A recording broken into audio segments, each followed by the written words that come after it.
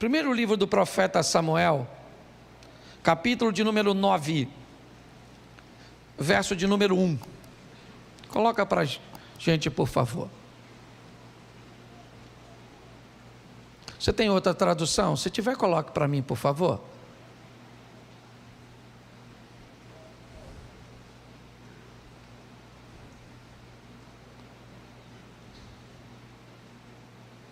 Eu vou ficar com a outra. Tradução bíblica é um negócio.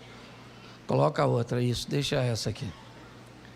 Havia um homem de Benjamim, cujo nome era Quis, filho de Abiel, filho de Zeror, e filho de Becorate, filho de Afias, filho de um homem de Benjamim, varão alentado em força. Feche os seus olhos. Senhor, em nome de Jesus, eis aqui a tua palavra, continua falando conosco, é o que eu te peço nessa hora, pelo poder do nome de Jesus, amém, glória a Deus, amém? Eu quero falar hoje com vocês uma reflexão rápida, sobre aquilo que a igreja anda enfrentando nesses últimos tempos, os desafios que precisamos vencer para estarmos de pé, para conseguirmos sobreviver a essas astutas ciladas do diabo, como a Bíblia diz. Enfrentamos duas coisas hoje: ou o aumento da pressão, que tem feito fortes sucumbirem, ou o crescimento da fragilidade, que tem feito com que a pressão nem precisa ser tanta, para que as pessoas venham a desistir, venham a sucumbir. Eu não sei direito o que está acontecendo, ou talvez para alguns mais fortes, a pressão seja mais intensa, e para o mais frágil, qualquer coisa anda fazendo com que ele retroceda. Eu peguei 4 homens de Deus na Bíblia, porque a minha proposta hoje é fazer com que a igreja entenda as pressões que estamos enfrentando, principalmente nas áreas emocionais, as dificuldades que as pessoas estão tendo de gerenciar suas emoções, de se abater com pouca coisa, ou não sobreviver com uma pressão realmente contínua e intensa. Nós não somos os primeiros a viver ou vivenciarmos tudo isso. Sempre houve pressões sobre a sociedade, sempre houve pressões sobre a igreja, e sempre vimos ao longo de toda a história alguns sobreviverem às pressões e outros sucumbirem às pressões. Às vezes conseguimos notar com muita facilidade que a pressão que fortalece um é capaz de destruir o outro. E talvez por isso a Bíblia diz que é melhor serem 2 do que 1. Porque no momento em que alguém estiver fragilizado, aquele que está mais forte o consiga sustentar até essa fase passar. E o fraco de hoje pode se tornar o forte de amanhã. E aquele que hoje necessitou de apoio, de sustento, será o sustento do outro no dia de amanhã. 4 homens para refletirmos de forma rápida. E o primeiro é esse, o filho de Quis, seu nome Saul. Saul é o primeiro rei de Israel. Eu pedi que trocasse ali a tradução, porque eu gosto de uma tradução mais próxima, certo? Do original, e ela define Saul de 3 formas, ou melhor, de 4 formas. Diz que ele era um homem poderoso, seu pai era um homem de poder, ele era um homem influente, sua casa era uma casa de influência. Poder e influência fazia parte da história de Saul. O texto diz que ele era alto e belo. ele tinha uma estatura que o destacava dos demais, ele tinha uma beleza, né, que o diferenciava dos outros, ele tinha influência e ele tinha poder. Saul tinha tudo para dar certo, é verdade. Ele foi escolhido por Deus, e foi. Talvez causasse confusão para algumas pessoas ver alguém de Benjamim ser escolhido, já que a promessa estava sobre Judá. Mas nós precisamos entender que Saul tinha tudo para dar certo. Mas pastor, se ele tinha tudo para dar certo, por que é que ele se suicidou? O que aconteceu que este homem, e eu quero deixar claro que era um homem de Deus. Eu quero deixar claro que, por favor, se quer fazer alguma crítica a Saul, conheça a história de Saul por completo. A história dele é uma história extraordinária, de um cara trabalhador, de uma família forte, de uma família influente. É verdade. Um cara bonito, de boa estatura, que iniciou sua trajetória com o desejo de vencer e de fazer o bem. Mas o que é que faltou em Saul? Qual foi o problema que fez com que ele não conseguisse ir até o final, sucumbisse? Ele pediu, certo, a um de seus soldados: me mate. E o camarada ficou com medo, receoso de matá-lo. Então ele se lança sobre a sua espada ou sua lança para tirar a sua própria vida. O que aconteceu com este cara? Qual é o quadro emocional que este camarada poderoso, influente, bonito, alto, morava na melhor casa, ele tinha o melhor cavalo, ele tinha a melhor estrutura, a melhor armadura, as melhores mulheres, ele tinha tudo. A única coisa que ele não tinha era experiência. Saul era o primeiro rei, e não havia nele bagagem o suficiente, não havia nele o conhecimento suficiente. Hoje pessoas se enfiam em coisas, é negócios, é relacionamentos, é ambientes religiosos, cujos quais eles não têm experiência nenhuma. Desafiam tantas coisas, desafio o diabo no ambiente religioso, desafio a administração no ambiente corporativo, desafio o equilíbrio emocional no relacionamento interpessoal. Inexperiência. Hoje eu vejo pessoas sofrendo as pressões, tendo tudo para dar certo, mas não dão, porque não conseguem alinhar sua vida com aquilo que planejam fazer. Tem inúmeras virtudes, inúmeros adjetivos: poderoso, influente, habilidoso, talentoso, oso, tem isso, tem aquilo, mas não tem experiência. Se tem uma coisa que o diabo vai usar contra você, é a sua inexperiência. Não brinque com isso. As pressões todos nós vamos sofrer. Saul agora está pressionado, é verdade. Por quê? Nunca houve rei em Israel. Ele nem tem culpa, gente. É só você conhecer a história. Você sabe por que Saul se tornou rei? Sabe por quê? Porque Samuel não treinou bem seus filhos.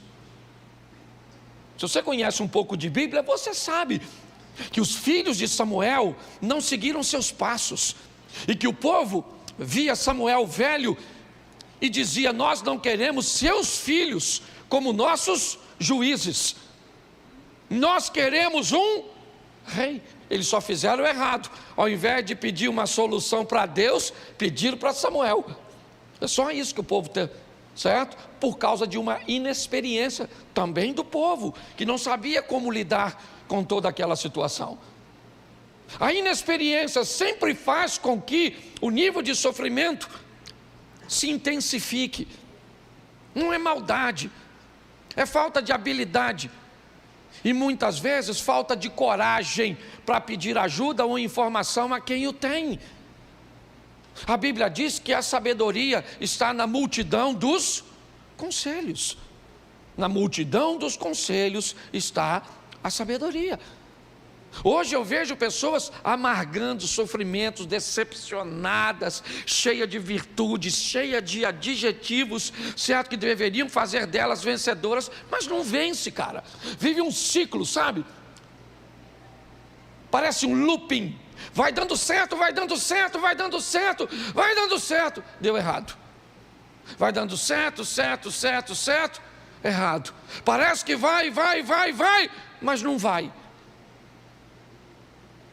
Eu disse para vocês de pedir oração aqui, mas hoje quando eu levantei e vi, e que pediram de mim um posicionamento, eu não sabia o que fazer. E por não saber o que fazer, eu não fiz nada. Amanhã, certo, eu vou estar acionando um grupo, vou falar para eles o que aconteceram e vou ouvir cada um deles, porque são pessoas com mais experiências do que eu. São ex-presidentes de uma instituição que hoje eu estou presidindo. Então, se eu não tenho experiência, eu escuto a experiência de quem tem. Posso até não fazer, mas escutar eu tenho que escutar. Então eu vejo hoje pessoas cansadas, fadigadas, decepcionadas, estressadas, ansiosas, tanta coisa, porque lhe faltam experiência. Tem poder, tem influência, tem beleza, tem estatura, mas não tem experiência. Então adquira experiência naquilo que você deseja entrar, naquilo que exige, né? Ou é exigido de você na área que você quer desempenhar. Se não, quebre a cara. Essa é a grande verdade. E sofra todas essas pressões. Que hoje o que está acontecendo? É ansiedade, é síndrome do pânico, certo? É estresse, é pessoas com doenças psicossomáticas. Está aí, gente, está aí. A pessoa vive 10, 15 anos com um câncer, sem saber. Descobre um câncer e morre em 30 dias. O que é isso? A doença? Claro que não, é o estado mental. Está aqui Adriana, que é uma psicóloga. Então nós precisamos melhorar, ok? O nosso conhecimento a respeito daquilo que nós estamos enfrentando. Posso ouvir um amém? Amém. Segundo exemplo, outro homem de Deus, primeiro livro dos Reis, capítulo 17, versículo 1 e 2. Põe para mim, por favor. Primeiro livro dos Reis. Então Elias, o tisbita dos moradores de Gileade, disse a Acabe: vive o Senhor, Deus de Israel, perante cuja face estou, que nesses anos nem orvalho nem chuva haverá, senão segundo a minha. Verso 2. Depois veio a ele a palavra do dizendo, preste atenção. Esse é um segundo cara, homem de Deus, inquestionável. Você quer? Alguns ortodoxos conservadores em Israel, nas suas refeições, deixam uma cadeira na mesa, vazia, para Elias. Para você ver o que em alguns ambientes de Israel, o quão grande esse camarada é. Mas esse camarada tão grande, que viveu coisas tão extraordinárias, ele pediu para morrer. Ele desistiu. Ele só não desistiu de fato porque Deus o motivou. Porque se dependesse dele, ele teria desistido. E o quê? Um homem como Elias, primeira coisa, o que Elias tinha? Princípios. Elias era um cara de princípios. Elias era um cara que não negociava, que não abria concessão, que não era politicamente correto. Elias era um cara de sim, sim, não, não. A postura dele como crente era algo extraordinário. Quer mais? Vou te dar mais um adjetivo. Ele era corajoso. A mulher do rei era uma das mulheres mais perigosas da época, conhecida como matadora de profeta. o cargo cujo qual Elias é pertencente. Acabe era um dos melhores reis no que diz respeito à estrutura, à construção, à expansão. Ele era bom e ainda tinha o apoio do pai de Jezabel, Etbaal. Era um cara bom de alianças, de conexão, é verdade, no que diz respeito à estrutura humana. Então Elias não quebrava princípios. Elias era alguém corajoso. Está ali, a palavra do Senhor veio a Elias. Ele era alguém que tinha intimidade com Deus. Então o camarada, Robson, tem princípio. O cara, Alex, tem coragem. O cara tem intimidade com, e entra numa caverna dizendo que quer morrer. Sabe o que é isso? Pecado. É porque é só alguém falhar que a gente enfia logo um pecado na pessoa. Tem gente que não pode ver o outro sob pressão. Ah, você está sofrendo isso? Muito bem. O que é que você anda fazendo de errado? Quem é que não faz nada de errado? Levanta a mão por gentileza. Ah, tem um garotinho ali que levantou a mão, né? E não sabe o que está fazendo. Tá certo? Então preste atenção, se alguém for nos acusar de algo de errado, eu detesto essas profecias universais. Aqui tem alguém que Deus está me revelando que está doente. Ó, Deus está me revelando aqui que tem alguém que está devendo. Nossa, que alguém está com problema no casamento, com problema com o filho, que alguém fala sério, certo? Então preste atenção, o cara é um cara de princípio, é um cara de coragem, é um cara de intimidade com Deus, sim ou não? Só tem um problema ali, sabe o que é? Trabalha demais, está cansado. Cansaço.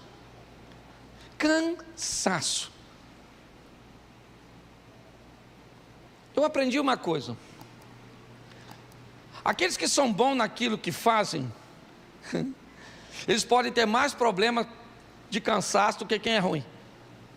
Porque quando você é bom naquilo que faz, sempre vão estar te mandando para fazer. E parece que quanto mais você faz, mais coisa alguém bota nas suas costas. É ou não é? Se na sua casa você é o que trabalha, pode olhar, o irmão dorme até tarde.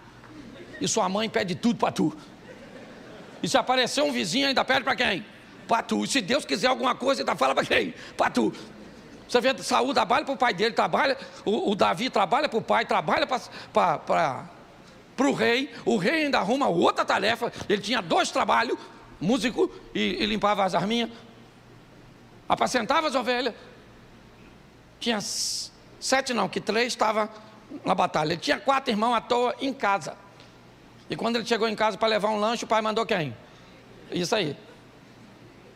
Então deixa eu falar uma coisa para você. Isso eu falo para mim, minha mulher sabe. Nós temos vivido isso, cansaço. Tem dia que você olha e pergunta, por que amanheceu? Por que eu não morri na noite? Jesus podia ter voltado. Uma pressão desgraçada, você tem isso ou será que é só eu? Não tem um troço assim? Você olha assim, rapaz, acordava de manhã, um salto só, pum! Hoje levanta, e que hora? Bota para despertar, para ganhar mais tempo. Cansaço, está assim, gente, cansaço, sim ou não? Está cansado demais, Elias estava cansado. Profetizou para Acabe que não ia chover, Deus falou, foge. Fugiu para o ribeiro de Querite, a água acabou, Deus falou, foge. O filho da mulher da casa que ele estava hospedado morreu, ela falou, a culpa é sua. Deus falou, agora volta para encontrar com Acabe. Ele volta para encontrar com Acabe, sabe o que Acabe diz? Olha aí o perturbador de Israel. Elias estava tão nervoso, falou, perturbador, teu pai, a tua mãe, miserável. Está escrito, a tradução é outra, são seus pais, mas é a mesma coisa. Estava nervoso. O cara veio encontrar com ele lá, um centurião. Ele estava tão chateado que ele falou, Senhor, fogo! Matou os caras tudo queimado, parecia o Mushu do Mulan. Invocado, o que é aquilo? Aquilo era perturbação. Ele tinha um assessor que trabalhava com ele, que ele falou, rapaz, some! O menino foi embora. Por isso que o tal do Geazi entrou. Ninguém aguentava, estava estressado. Chegou lá, falou, presta atenção, o cara está com Deus. Tem 400 profetas de Baal e 450 de Azera. Tem 850 almas. O que é para ele fazer? Fazer cair fogo do céu e falar para os caras: vamos aí, gente, aceitar o Deus Todo-Poderoso. Sabe o que ele faz? Corta o pescoço dos caras.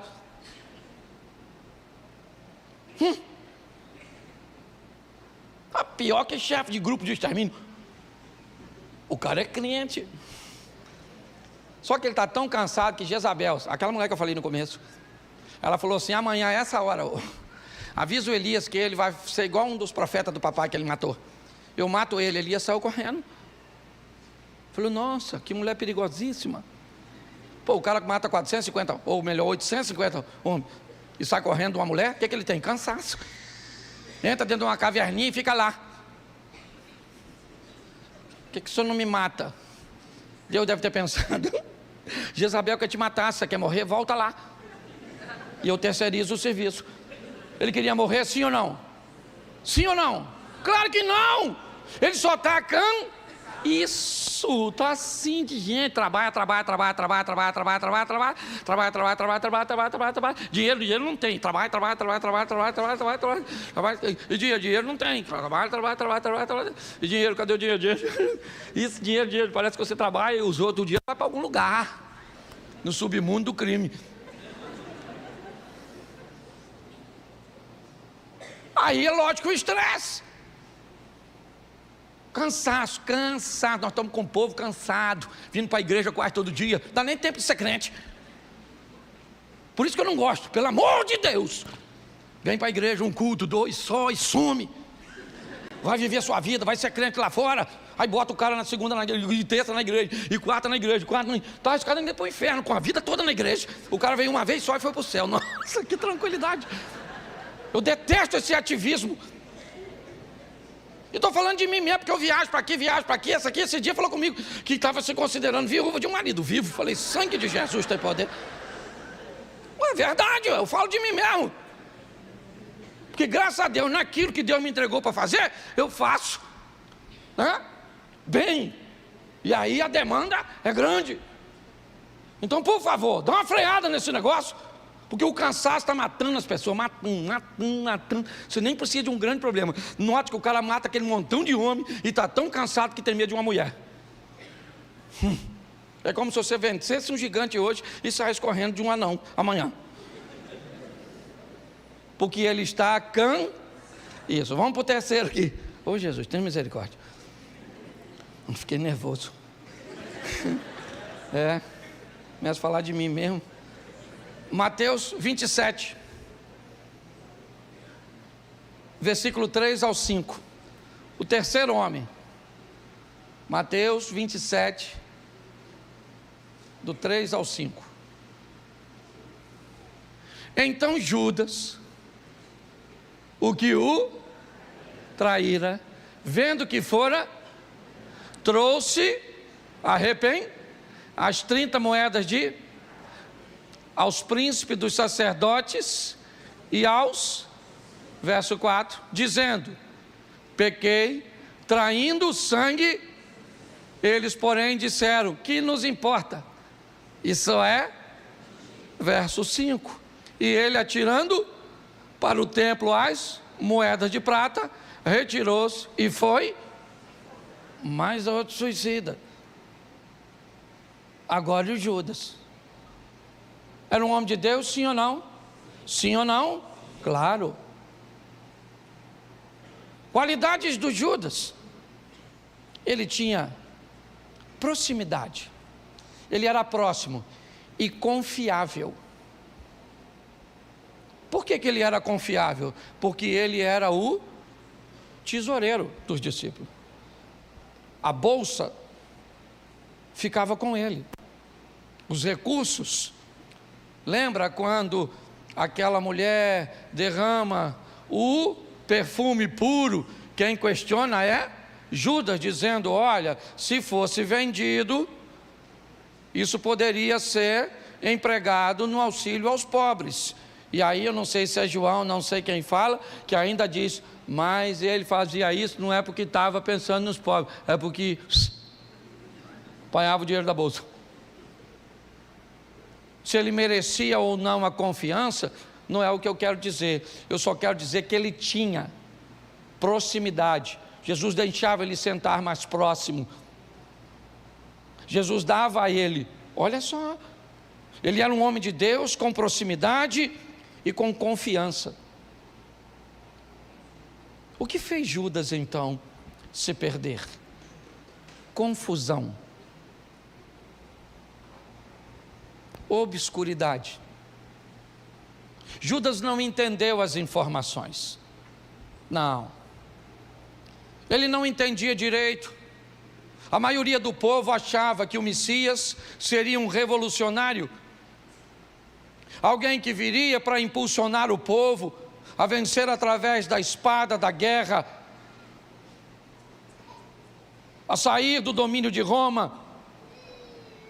Preste atenção.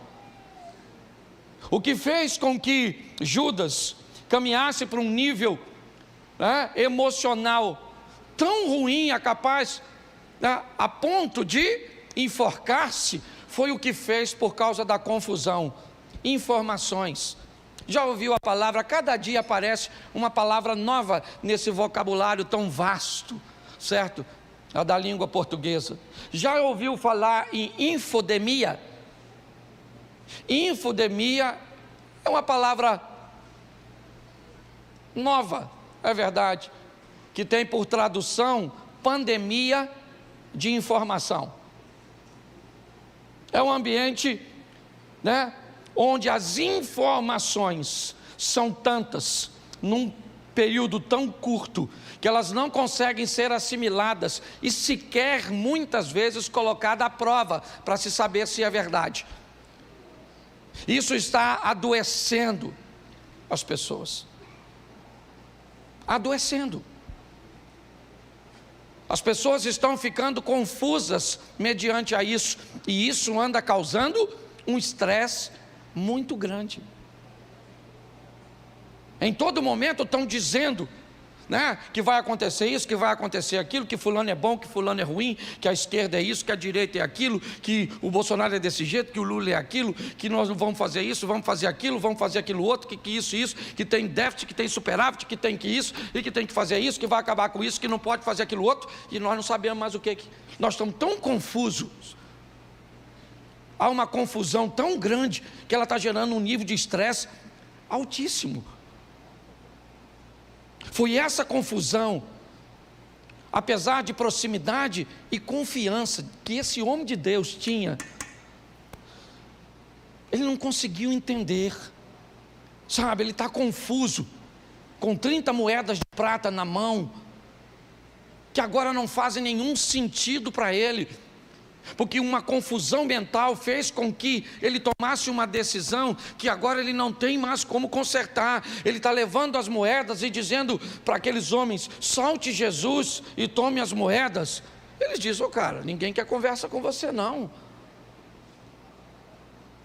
E a confusão fez com que ele tomasse uma decisão, mas muito errada. Muito errada. Tem profecia para sustentar isso? Tem. É verdade.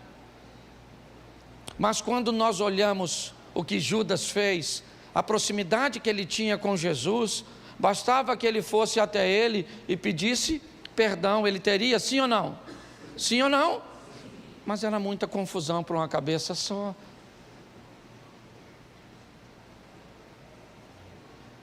O estresse das confusões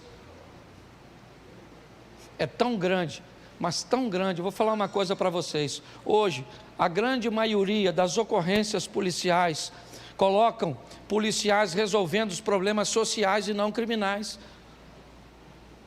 Grande parte hoje da polícia, certo? É enviada para a ocorrência de violência doméstica, de briga entre vizinhos, de perturbação, certo? Com som alto e tantas outras coisas. Se esses indivíduos, se esses policiais não estivessem atendendo a essas confusões sociais, eles poderiam estar inibindo os problemas criminais. A verdade é essa.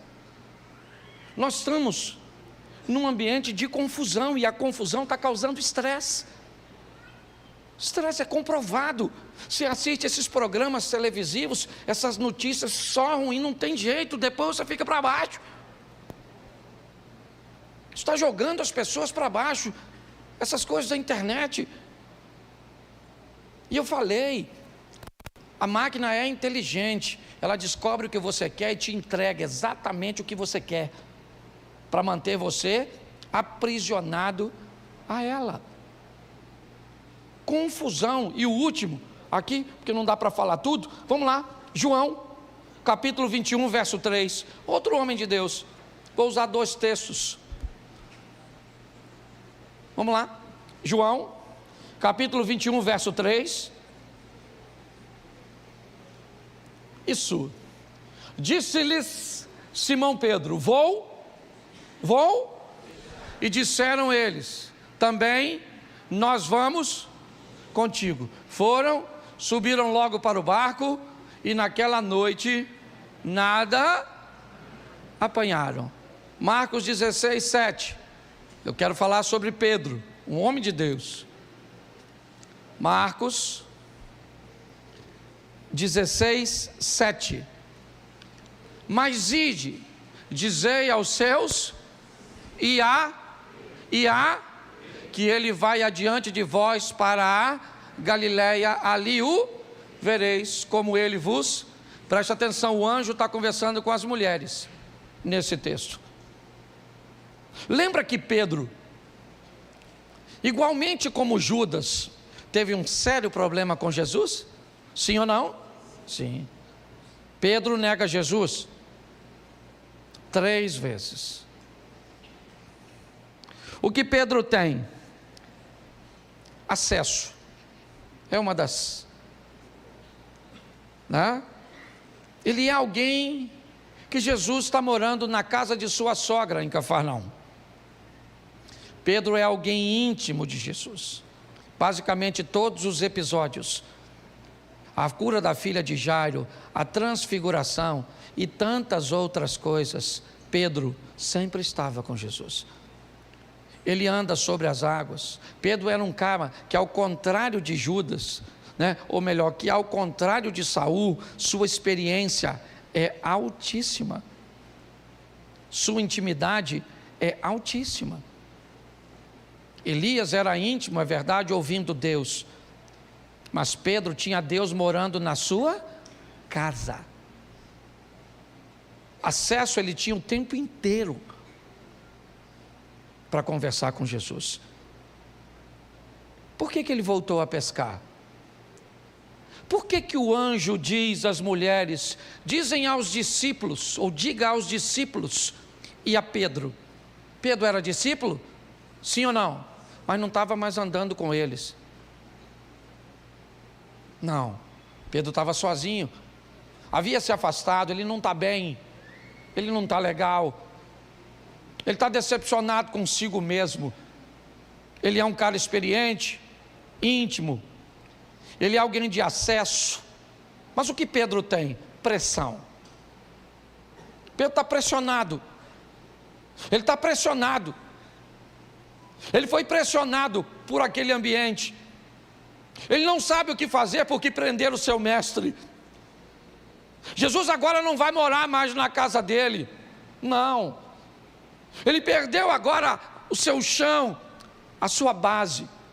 Ele está pressionado. E sob pressão, o acesso não vale nada. Sob pressão, você é capaz de não conseguir orar. E não é porque não é crente, é porque não tem alinhamento.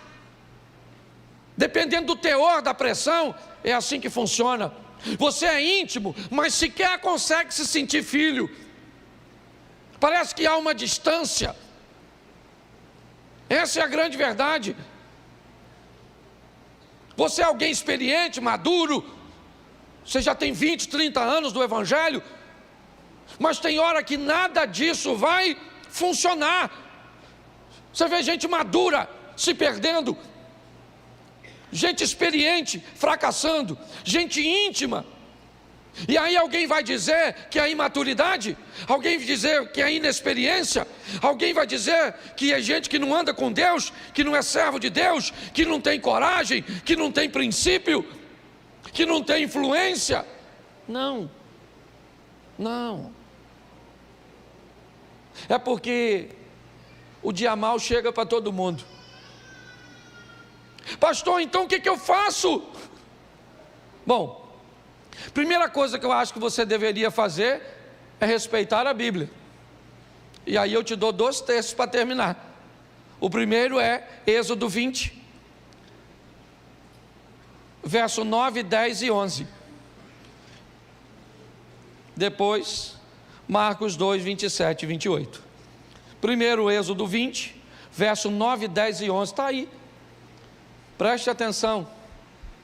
6 dias trabalharás e farás toda a tua obra, mas o 7º dia é o do teu Deus.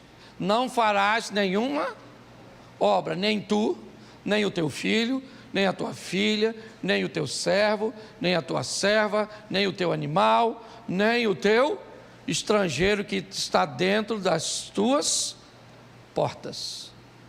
Porque 6 dias fez o Senhor, ou em 6 dias fez o Senhor os céus e o mar e tudo que neles, e ao 7º dia, portanto, abençoou o Senhor o dia e o, preste atenção, pastor, virei adventista do 7º dia.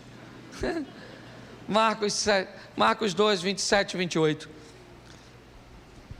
Marcos 2, 27. E disse-lhes: o sábado foi feito por causa e não o homem por causa verso 28. Assim, o Filho do Homem, até sobre o sábado, preste atenção, respeite o descanso. Não descansar está nos matando. Essa é a grande verdade. Nós temos que ter o cuidado para não descansar demais e ficar preguiçoso. Porque tem gente que pega o sábado e ele, na verdade, ele é adventista da semana. Certo? É a semana inteira. Mas preste atenção, uma coisa é importante nós olharmos. É o dia do descanso. Nós temos que ter um dia para descansar. Respeite o seu descanso. Às vezes físico, às vezes emocional, mas é isso que está matando a maioria das pessoas. Quantas pessoas aqui levam mais ou menos de meia hora a 1h30 para pegar no sono, porque deita, mas a cabeça fica... Levanta a mão, por gentileza. Aí, qual é a metade? Sangue de Jesus tem poder. A mente fica trabalhando, sim ou não? Tem que fazer, tem que fazer. Tem que fazer, amanhã eu tenho que fazer isso, tem que fazer aquilo, tem que fazer aquilo outro, tem que fazer aquilo. Às vezes você vem para o culto, você vai orar e não consegue. Senhor meu Deus, nem jantei ainda, meu Deus, eu ainda vou jantar. Ô, louvado seja Deus, já está acabando isso aí. Senhor, eu ia orar. Nossa, lembrei da janta, me perdoa. Vamos começar de novo. Senhor meu Deus e Pai, esqueci de lavar a blusa. Caraca, tem que lavar a blusa. Nossa, será que vai secar? Às vezes você tem que levar uns 5 minutos só para expulsar as confusão. Não tem gente entrando na sua conversa, você e Deus, e parece que o Satanás fala... E você só vai lembrando, o feijão que tem que cozinhar, meu Deus, a marmita, meu Deus, amanhã tem que fazer isso, a mente vai, aí você fica cansado. Tem gente que trabalha pouco, mas tem um cansaço, que parece que tem um negócio assim, um peso na alma, na consciência, assim, sabe, um sono que dura assim, sabe, você e a Bela Adormecida são parentes. Você está rindo, mas o assunto é sério. Só falei de homem de Deus. O Saul tinha poder, influência, beleza, estatura. Repita comigo: poder, influência, beleza e estatura. Mas não tinha experiência. Elias, fala Elias. Isso, tinha princípios, coragem e intimidade com Deus, mas estava cansado. Isso aí. O Judas, isso aí, tinha proximidade, confiança, mas estava confuso. Isso aí. Você está vendo você, não está? Parece que você é Judas misturado com Elias, com Pedro e com Saul. Não, porque se você olhar assim, você fala assim: rapaz, eu sou inexperiente, cansado, confuso e estou na pressão. Não sou feijão, mas estou na pressão, maluco. Fala assim: Pedro tinha acesso, intimidade, experiência, mas estava na pressão. É isso aí. Pastor, então o que eu, pastor? Eu estou lascado. Não, aí eu tenho que te dar uma solução, sim ou não? Então eu vou te dar um endereço. Para onde que eu vou, pastor? Para o esconderijo do Altíssimo. A sombra do Onipotente descansará. Direi do Senhor: Ele é o meu Deus, o meu escudo e a minha fortaleza, e nele eu confiarei, porque Ele me livrará do laço do passarinheiro. É isso aí. É para lá que nós temos que ir, na pressão, na inexperiência, na confusão ou no cansaço, para os pés do Eterno, e Ele vai estar lá para nos receber. Vale um amém? Amém. Vamos sair daqui, o que tem lá fora? Guerra, para guerra, para guerra. Já começa, você sai daqui, pega o seu filho, o bicho já está meio perturbado, e vai fazendo bagunça, e vai pulando dentro do carro, sua mulher já vai reclamando, quer comer, doido para você falar que você não tem fome, miserável. Não é, porque ela está sem força para fazer as coisas. E vamos embora, e vida que segue. E a vida é assim, até a hora de nós ir para o céu, se for. Que tem uns irmãos que ainda vai descer, vai pegar a escada. Vamos embora, fica de pé, vai embora, tá ok? Porque tem outro culto para começar agora mesmo, e eu vou falar tudo de novo. Se tu pensa que tá ruim para tu, pensa para mim que eu vou falar tudo de novo. Isso, fecha seus olhos aí, você tá rindo, né?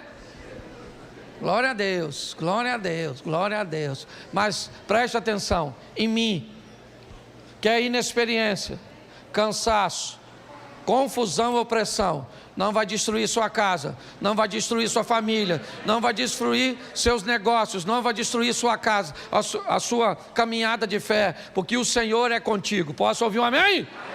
Então vamos embora, feche seus olhos. Pai, em nome de Jesus, somos teus filhos, teus servos, ó Pai, e olhamos hoje homens, inspiração para nós, como Saul, como Judas, como Pedro, Senhor, como Elias, homens que sabemos que estavam nos teus caminhos, mas que enfrentaram os desgastes, ó Deus. Por isso sustenta-nos na tua presença, e que possamos hoje sair daqui alimentado, entendendo que para nos protegermos de todas essas coisas, temos que estar e acessar o esconderijo do Altíssimo, o local onde estaremos seguros, porque a tua vara e o teu cajado é o que nos sustentam de pé. 1000 cairão ao nosso lado, 10.000 à nossa direita, mas nós não seremos atingidos. Te damos graças por tudo, nos dê uma semana de vitória, uma semana de conquistas. Não queremos nada de graça, nós queremos conquistar.